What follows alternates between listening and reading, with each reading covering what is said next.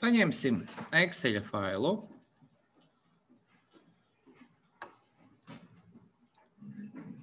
Un izvēlēsimies kādu procesu, kuru analizēt. Tātad, piemēram, kāda uzņēmuma apgrozījums miljonos. Nu, tātad, pirmajā periodā tie ir bijuši 20 miljoni, pēc tam 21, 23, 22, 24, 26, 22 un 25. Lūk, šādi ir sākuma dati. Dati par uzņēmumu apgrozījumu konkrētos laika periodos. Ko tad mēs varam izdarīt ar šiem te datiem? Tātad dinamikas rindai eksistē 3 galvenie raksturlielumi. Absolūtais pieaugums, augšanas temps un pieauguma temps.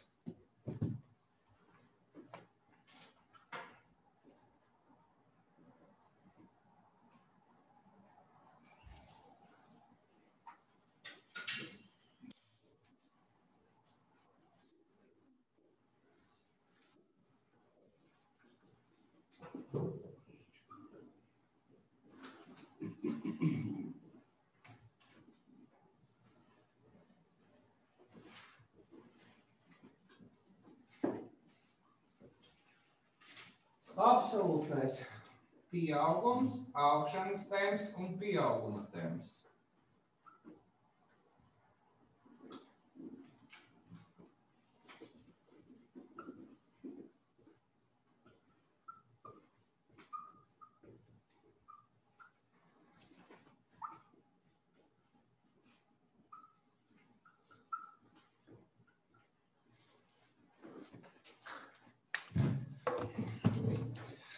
Tā, dažas formulas.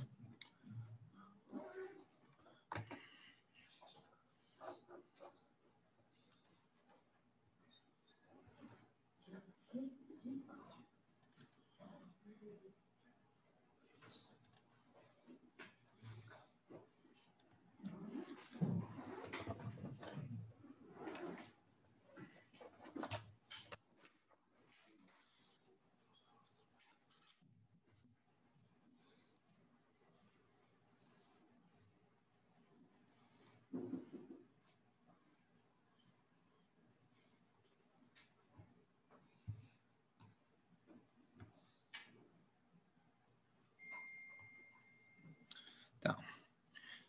Absolūtais ķēdes absolūtais pieaugums delta Č tiek aprēķināts pēc formulas YM mīnus YM mīnus 1. Tātad, kā tas izskatās? Kā šī formula izskatās ar mūsu datiem?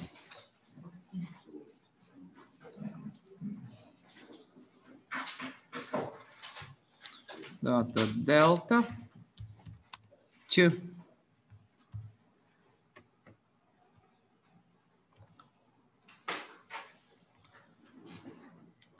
esošais mīnus iepriekšējais.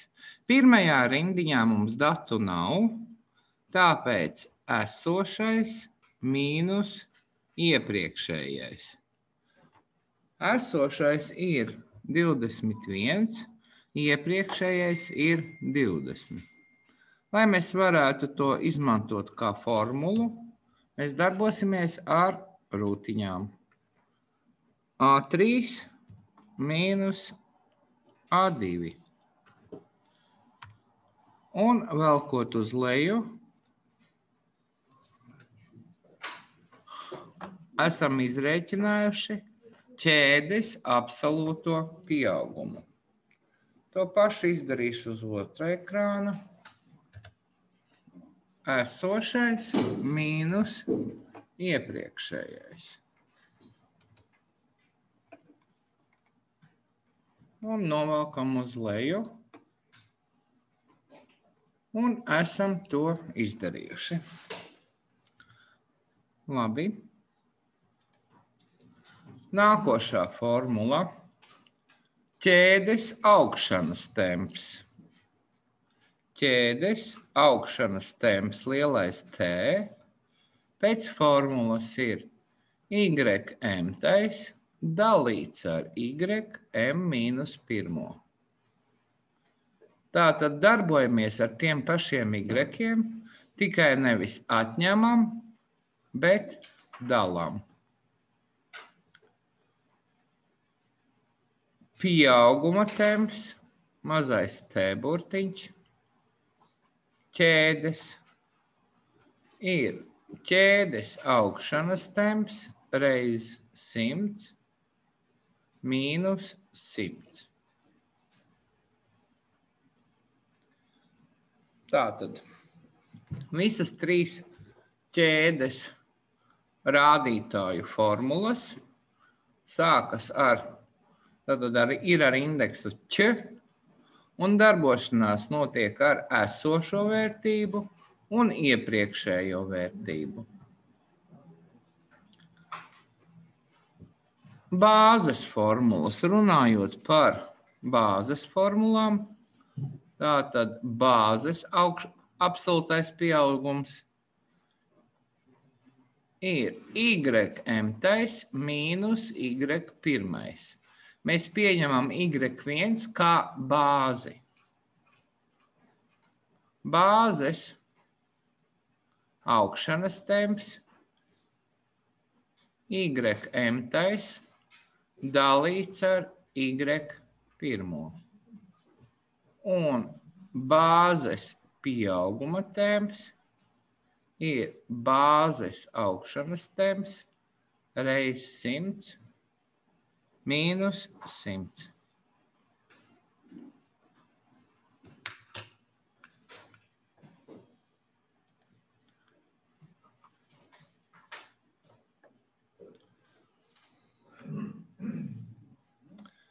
Tātad šīs 6 formulas ir tās, ar kuru palīdzību mēs aprakstām dinamikas rindas raksturlielumus. Pamēģināsim tagad praktiski pielietot arī pārējās 5 formulas. Tātad.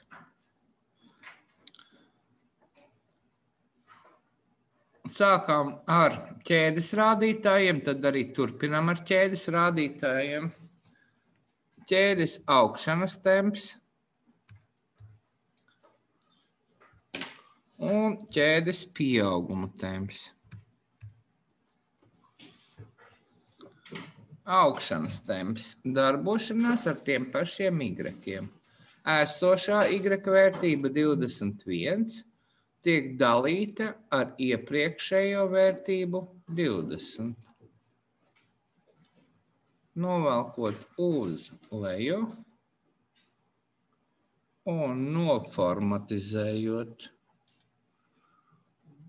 ar 2 cipariem aiz komata, mēs iegūstam lūk šādus rādītājus.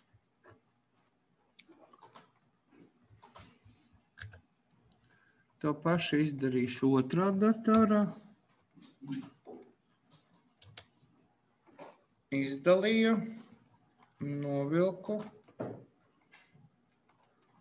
noformatizēju.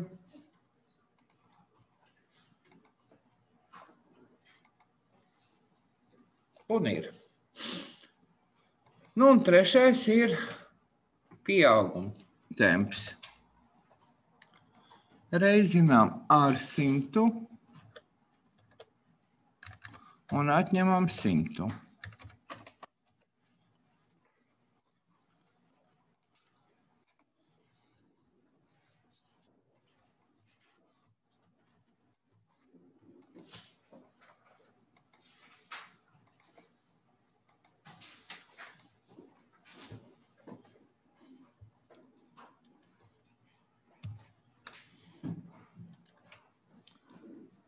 tad reizinām ar 100, atņemam 100.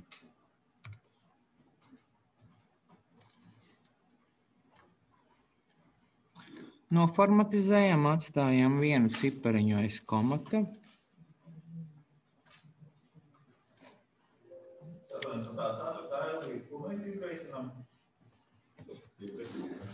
Es tieši jums tikko gribēju jautāt, ko mēs te izrēķinājām? Pieauguma procents, jā. Ļoti labi. Pieauguma temps ir procenti. Kas ir augšanas temps? Reizes. Un absolūtais pieaugums vienības. Tieši tā arī pierakstam. Absolūtais pieaugums rāda par cik vienībām. Absolūtais pieaugums rāda par cik vienībām. Augšanas temps rāda cik reizes. Un pieauguma temps rāda par cik procentiem. Vēlreiz. Absolūtais pieaugums rāda par cik vienībām. Augšanas temps cik reizes. Pieauguma temps par cik procentiem. Palielinājies vai samazinājies. Dinamikas rindas līmenis. Vai jūs varat izstāstīt, kad tad ir bijusi vislabākā situācija? Kad tad ir vislielākais pieaugums? 8. periodā, vai ne? Tā tad iekrāsojam šo te lielāko vērtību katrā no kolonnām. Pirmajā tas ir 3, otrajā tas ir 1,14 un trešajā ir 13,6. Parasti šīs te lielākās vērtības arī būs vienā rindiņā. Bet var atšķirties, ka procentuāli labāks pieaugums ir bijis kādā citā periodā. Un absolūtajos skaitļos, tātad miljonos, kā šajā gadījumā, ja apgrozījums ir miljonos, tad miljonos tas varētu būt citā rindiņā. Bet mums šoreiz sakrīt. Tā, kad tad ir bijis vissliktākais? Viena solīti atpakaļ, ja?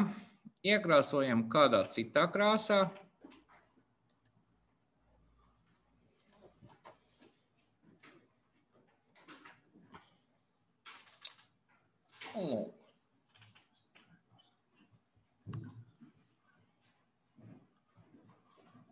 Un tagad pierakstam interpretāciju.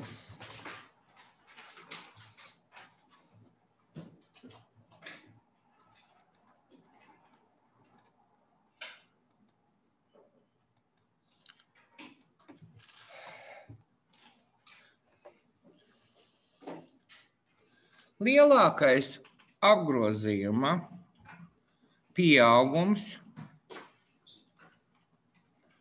bijis 8. periodā,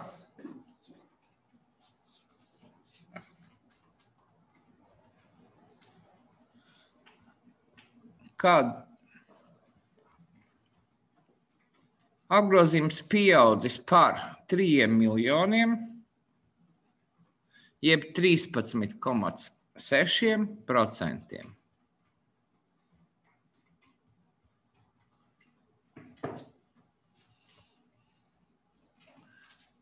Septītajā periodā bijis lielākais apgrozījums samazinājums.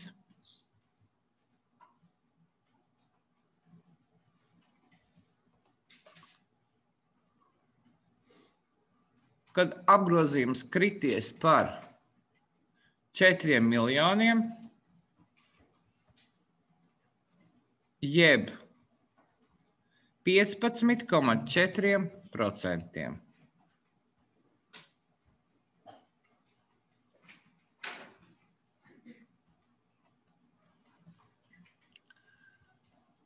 Šāda atbilde mājas darbā būs uz 6. Kāpēc? Tāpēc, ka jūs neesat nekādi matemātiķi un šito aprēķināt var jebkurš vidusskolēns. Es gribu zināt, kāpēc tas tā notika. Vai uzņēmumā bija kāda reorganizācija, kas samazināja 7. periodā šo apgrozījumu? Vai tika tātad, kādi globāli ekonomikas notikumi ietekmēja šī uzņēmuma apgrozījumu, piemēram, Covid un tā tālāk? Es gribēju dzirdēt, kāpēc notika šis lielākais samazinājums un lielākais pēc tam vai pirms tam lielākais apgrozījuma pieaugums. Labi, tā, Zoom sesija ir beigusies. It kā runā, ka vēl 7:58 minūtes, bet viņš dažkārt pārtraucās jebkurā laikā. Labi, tātad izmantojam tagad formulas, kas bija ar bāzi. Apskatīsimies, kā tad atšķirās, ja mēs rēķinām bāzes rādītājus. Y1 ir tas, ko mēs ņemam par bāzi. Šajā gadījumā pirmo vērtību parasti arī uzskata par bāzi. Labi, tātad delta B. Bāzes absolūtais pieaugums. Esošais mīnus 1. Excelī, lai uzrakstītu mīnus vērtība A2 visiem, nospiežam taustiņu F4. Nu jā. F4 normālā gadījumā pieliek dolāru zīmītes pirms burta un pirms cipara. Un tad varam droši vilkt uz leju, un mēs atņemsim visu laiku tieši pirmo vērtību. Pēc tam. Man tos šeit sesija beigsies. Tā tad mēs dalām esošo ar pirmo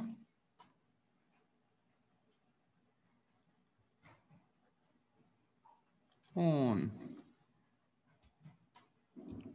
liekam šīs te dolāru zīmītes pirms un pēc burta. Pareizāk sakot, pirms burta un pirms cipara. Tāpat aprēķinam arī pieauguma tempu, kā augšanas temps reiz 100 mīnus 100.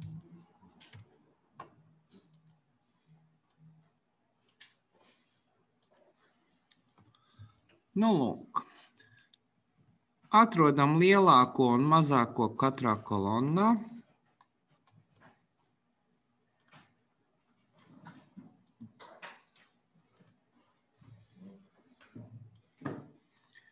Un pamanām, ka šeit nav mīnusu. Nav mīnusu, tas nozīmē, ka apgrozījums salīdzinājumā ar pirmo periodu nav samazinājies. Ir tikai audzis. Šeit mēs runājam par mazāko pieaugumu un lielāko pieaugumu. Šiem datiem mēs nerunājam par samazinājumu. Nu, un tā kā šeit 6. periodā ir bijis lielākais pieaugums, tad viņa interpretācija ir tāda, ka 6. periodā bija lielākais apgrozījuma pieaugums salīdzinājumā ar pirmo periodu, kad apgrozījums audzis 1,3 reizes, jeb par 30%. Mazākais pieaugums bijis pirmajā periodā, kad apgrozījums palielinājies par 1 miljonu, jeb 5%. Labi. Tātad Drīz vajadzēs atkal visiem pieslēgties no jauna, bet tagad var paspēt vēl uzdot kādu jautājumu. Nu, tas ir, protams. Kāpēc? Lai visiem uzreiz paņemtu un sanāktu, vai ne? Tātad.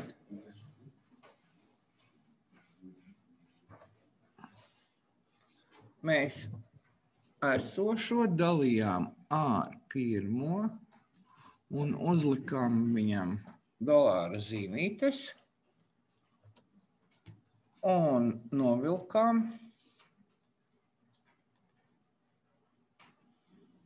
Esmu tajā kolonnā. Tā.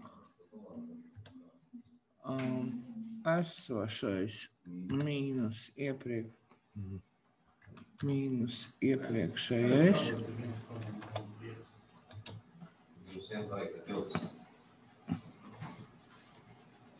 Mīnus vai dalīt ar... Šeit ir mīnus, šeit ir dalīts.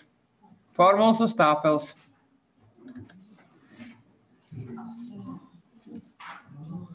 Reiz 100 mīnus 100.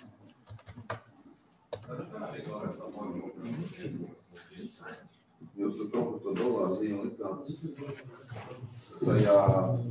tajā video savādākā vienkāršā, bet nē. Nē. Viss galā tikai, jā? Dolāra zīmes ir pirms burta un pirms cipara. Paskatieties. Viņš automātiski ieliek. Man personālais nelika. Dolārs A, dolārs 2. Tātad Kāda bija formula trešajā? A3 dalīts ar dolārs A, dolārs 2.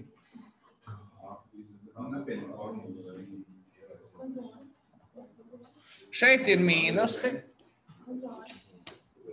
Starp citu, kurā trešajā? Nu, es domāju, pašām pēdējām. Tas ir G.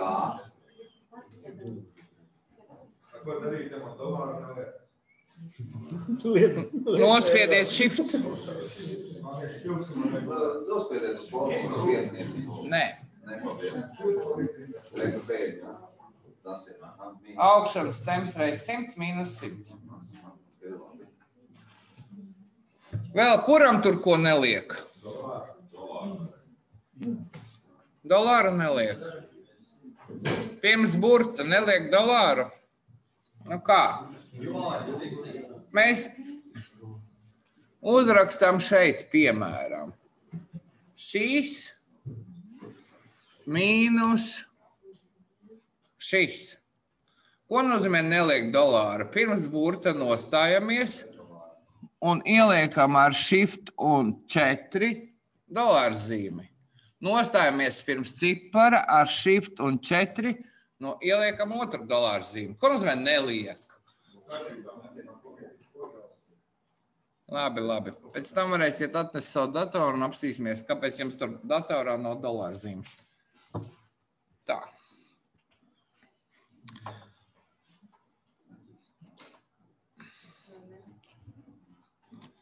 Jautājumi lūdzu. Zūmieši lūdzu jautājumi. Nav. Labi, tad tūlīt sāksim nākamo sesiju.